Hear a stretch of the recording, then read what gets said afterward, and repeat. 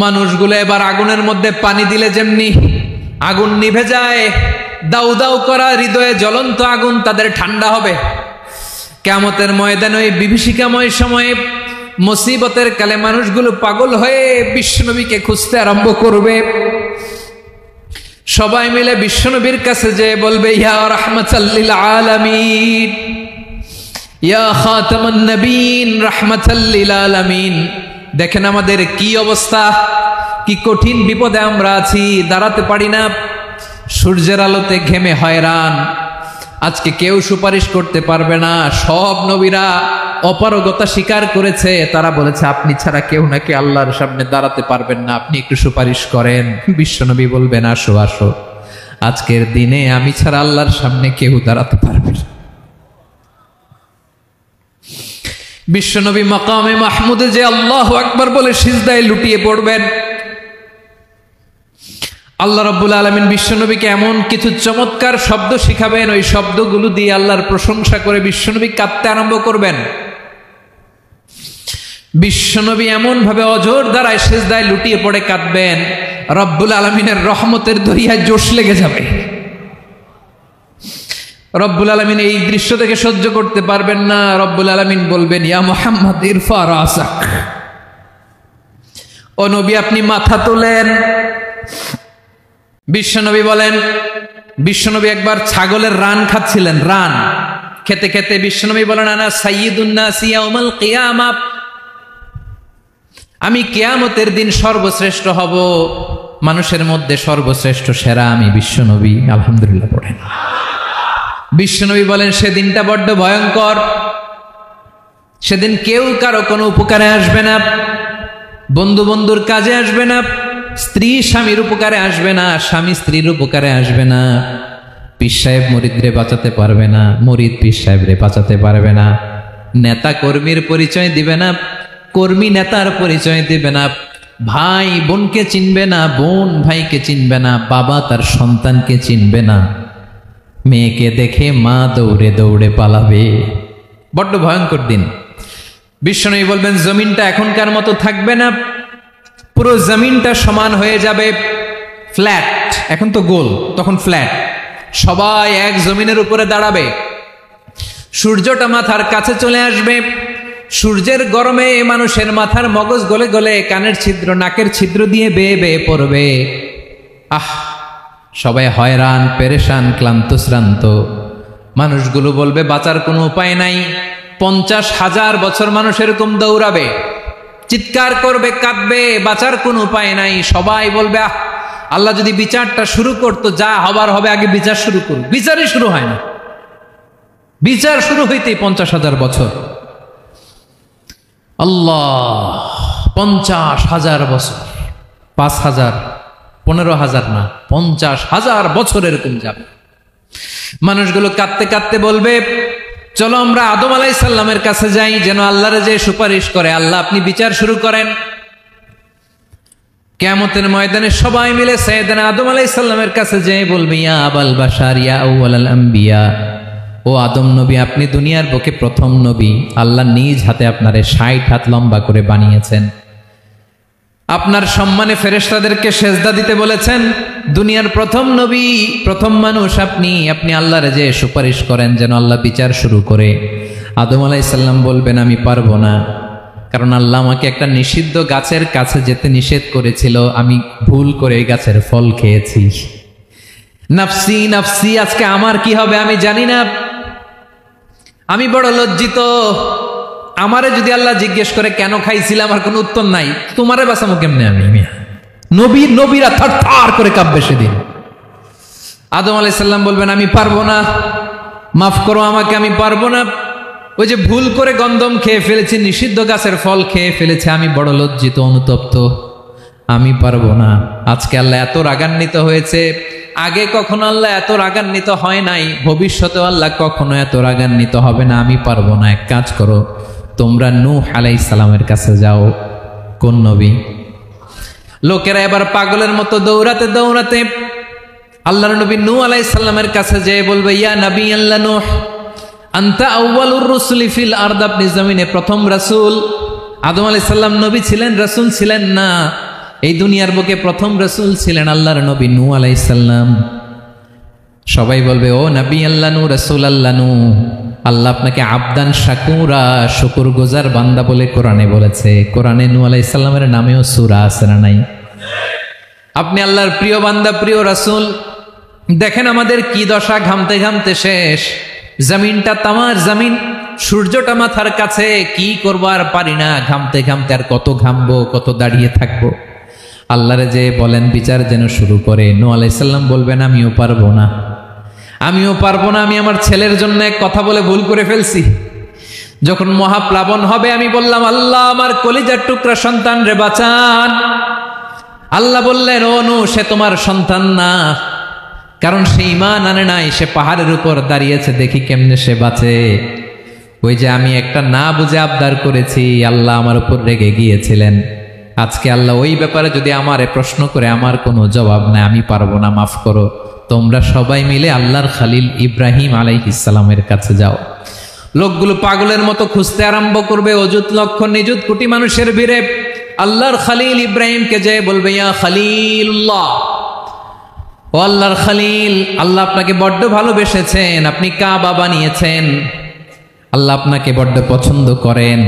দেখেন আমাদের কি অবস্থা। আপনি যে আল্লাহর কাছে সুপারিশ করেন যেন আল্লাহ আজকে বিচার শুরু করে। আল্লাহর নবী ইব্রাহিম বলবেন, আমিও পারবো না, আমি আমার জীবদ্দশায় 3টা মিথ্যা বলেছি। কয়টা?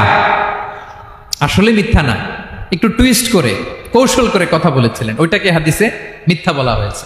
আমি জীবনে 3টা মিথ্যা বলেছি, জীবন বাঁচানোর তাগিদে কৌশল করে 3টা কথা বলেছি। আজকের এই কঠিন ময়দানে আল্লাহ যদি ওই 3টা কথার ব্যাপারে জিজ্ঞেস করে, লজ্জায় আমি মাথা দেখাতে পারবো না, আমিও পারবো না, আমিও পারবো না। আজকে আল্লাহ এত রেগে আছে, আগে কখনো এত রাগে নাই, পরেও রাখবে না। তোমরা সবাই মিলে বনি ইসরাইলের নবী মূসা আলাইহিস সালামের কাছে যাও। সবাই এবার যাবে মূসা আলাইহিস সালামের কাছে, যে বলবে, ইয়া নবী আল্লাহ মূসা, আপনি ছিলেন কালিমুল্লাহ, আল্লাহর সাথে সরাসরি কথা বলতেন। রব্বুল আলামিন আপনাকে তাওরাত কিতাব দিয়েছেন, আপনি যে একটু সুপারিশ করেন। আল্লাহর নবী মূসা বলবেন, মাফ করো, আমিও পারবো না, আমি দুনিয়ার বুকে ভুল করে একটা মানুষকে মেরে ফেলেছি। আমি মারছিলাম আদব শিক্ষা দেওয়ার জন্য এক থাপ্পড়, এই থাপ্পড়ে যে ওই লোক মরেই যাবে আমি জানতাম না। আজকে আল্লাহ যদি জিজ্ঞেস করে কেন মারলা, জবাব আছে? ওই লজ্জায় আমি অনুতপ্ত, আমি পারবো না, আমার এই কথা বলো না। আজকে আল্লাহ বড্ড রেগে আছে, আমি পারবো না। তোমরা আল্লাহর নবী ঈসা আলাইহিস সালামের কাছে যাও। কিয়ামতের ময়দানে মানুষগুলো পাগল পাড়া হয়ে আল্লাহর নবী ঈসা আলাইহিস সালামের কাছে যাবে, যে বলবে, নবী ঈসা আপনি রূহুল্লাহ, বাবা ছাড়া আল্লাহ আপনাকে বানিয়েছেন, ইনজিল কিতাব দিয়েছেন, মৃত মানুষকে আপনি জীবিত করতে পারতেন। আজকের এই কঠিন বিপদের দিনে আপনি আমাদের সাহায্য করেন। আল্লাহর কাছে যে বলেন যেন বিচার শুরু করে। ঈসা আলাইহিস সালাম বলবেন, আমিও পারবো না, ইন্নী উবিদতু মিন দুনিল্লাহ, আমার উম্মত খ্রিস্টানেরা আল্লাহরে বাদ দিয়ে আমি ঈসার ইবাদত করেছে। আমার মা ম্যারি আর আমাকে ডাকতো জেসাস ক্রাইস্ট, আমার ইবাদত করেছে। যদিও আমি আমার ইবাদত করতে বলি না, ঈসা আলাইহিস সালামও ইবাদত করতে বলেছেন একজনের, তিনি কে? আল্লাহর নবী ঈসা আলাইহিস সালাম বলবেন, আমিও পারবো না, আজকে আল্লাহ অনেক রেগে আছে, আমি পারবো না। তবে একটা পরামর্শ দিতে পারি, একটা সাজেশন দিতে পারি। আজকের দিনে এই কঠিন মুসিবতের কালে, এই কঠিন সময়ে কেউ আল্লাহর দরবারে দাঁড়িয়ে একটা টু শব্দ করার ক্ষমতা কারো নাই, একমাত্র আখিরি জামানার পয়গাম্বর বিশ্বনবী মুহাম্মদুর রাসূলুল্লাহ ছাড়া। মানুষগুলো এবার আগুনের মধ্যে পানি দিলে যেমনি আগুন নিভে যায়, দাউ দাউ করা হৃদয়ে জ্বলন্ত আগুন তাদের ঠান্ডা হবে। কিয়ামতের ময়দানে ওই বিভীষিকাময় সময়ে, মুসিবতের কালে মানুষগুলো পাগল হয়ে বিশ্বনবীকে খুঁজতে আরম্ভ করবে। সবাই মিলে বিশ্বনবীর কাছে যে বলবে, ইয়া রাহমাতাল লিল আলামিন, ইয়া খাতামান নবীন, রাহমাতাল লিল আলামিন। দেখেন আমাদের কি অবস্থা, কি কঠিন বিপদে আমরা আছি, দাঁড়াতে পারি না, সূর্যের আলোতে ঘেমে হয়রান। আজকে কেউ সুপারিশ করতে পারবে না। সব নবীরা অপারগতা স্বীকার করেছে, তারা বলেছে আপনি ছাড়া কেউ নাকি আল্লাহর সামনে দাঁড়াতে পারবেন না, আপনি একটু সুপারিশ করেন। বিশ্বনবী বলবেন, আসো আসো, আজকের দিনে আমি ছাড়া আল্লাহর সামনে কেউ দাঁড়াতে পারবে না। বিশ্বনবী মাকামে মাহমুদে যে আল্লাহু আকবার বলে সিজদায় লুটিয়ে পড়বেন, আল্লাহ রাব্বুল আলামিন বিশ্বনবীকে এমন কিছু চমৎকার শব্দ শিখাবেন, ওই শব্দগুলো দিয়ে আল্লাহর প্রশংসা করে বিশ্বনবী কাঁদতে আরম্ভ করবেন। বিশ্বনবী এমন ভাবে অজর দ্বারায় সিজদায় লুটিয়ে পড়ে কাঁদবেন, রব্বুল আলামিনের রহমতের দরিয়ায় জোশ লেগে যাবে। রব্বুল আলামিন এই দৃশ্য থেকে সহ্য করতে পারবেন না। রব্বুল আলামিন বলবেন, ইয়া মুহাম্মদ ইরফা রাসাক, ও নবী আপনি মাথা তোলেন, মাথা তোলেন, আপনার কান্না আমি সহ্য করতে পারি না। নবী আপনি মাথা তোলেন, সাল তুতা, আজকে আপনি যা চাবেন তাই দেব। নবী আপনি সিজদা থেকে মাথা তুলেন, সাল তুতা, যা চাবেন তাই দেব। ওয়াশফা তুশাফা, যার জন্য সুপারিশ করবেন তার সুপারিশ কবুল করে নেব। বিশ্বনবী এবার মাথা তুলবেন।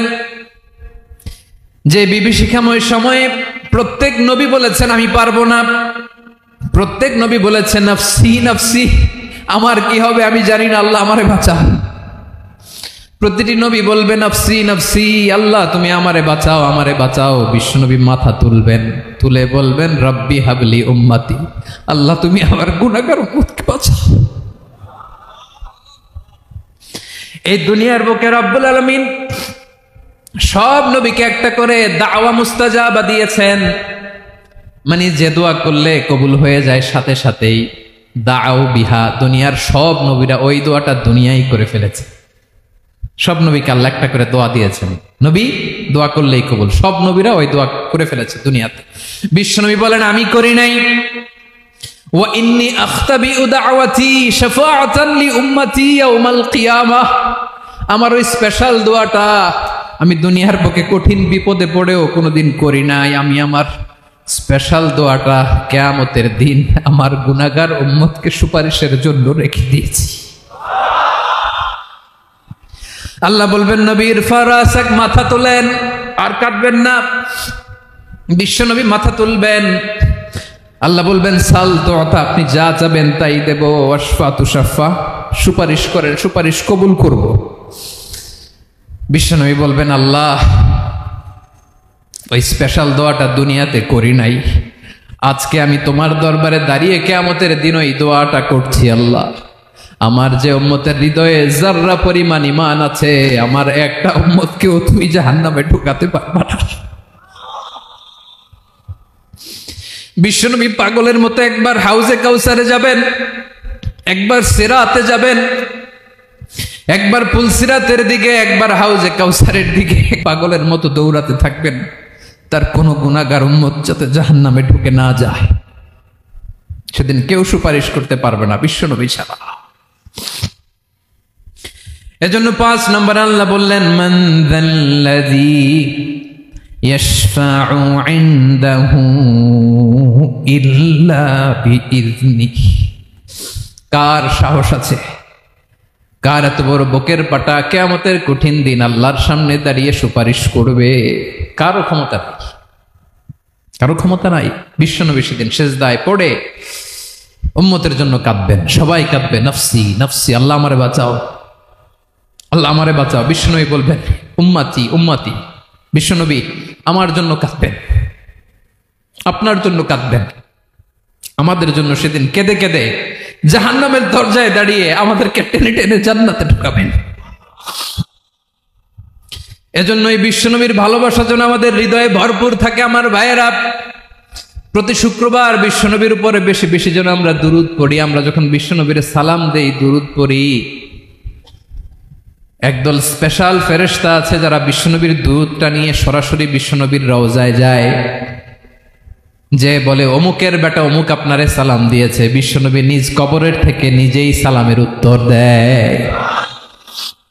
বিশ্বনবীর ভালোবাসা যেন আমাদের হৃদয়ে থাকে, বিশ্বনবীর সুন্নাহ দিয়ে যেন আমাদের জীবনটাকে সাজাই। পারা যাবে ইনশাআল্লাহ। বিশ্বনবীর ভালোবাসা ছাড়া কেউ জান্নাতে ঢুকতে পারবে? বিশ্বনবীর পক্ষে আমরা বলবো, বিশ্বনবীর পক্ষে আমরা লিখব, বিশ্বনবীর জন্য আমরা আমাদের কলিজার রক্ত বিলিয়ে দিব, ঠিক কিনা বলেন? সেদিন বিশ্বনবী ছাড়া কেউ সুপারিশ করতে পারবে না।